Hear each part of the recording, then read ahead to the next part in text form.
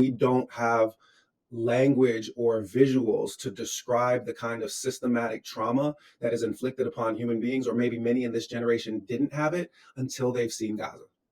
If you can imagine um, uh, that kind of brutality being visited on a people, not for 19 months, not for 75 years, but for 4 centuries, then you are beginning to grasp the genocidal nature of European engagement with Africans over the 4 centuries that comprise the transatlantic trade.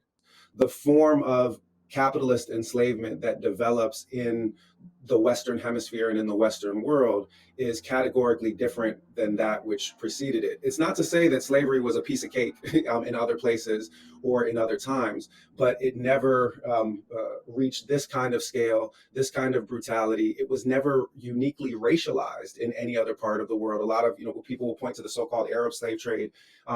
Research indicates that until the rise of the European slave trade, um, Black people, for example, were never a majority amongst the enslaved in Arabic speaking countries. Like even as late as the 1600s in Egypt, the majority of the enslaved are people that are coming from all around the Mediterranean, from parts of Asia, and a few from sub-Saharan Africa. What takes place with the rise of the European slave trade is that Black and slave get collapsed into a single category. So you have a racialized, commoditized chattel slavery that is at the foundation of a new form of capitalist exploitation and a new form of global imperialism, because it's first the Spanish, then the Portuguese, then the Dutch, then the French, then the British that dominate this trade. And that is also the list of the most powerful and wealthiest imperial states in chronological order. All of them have their foundations in this new form of mass racialized subjugation.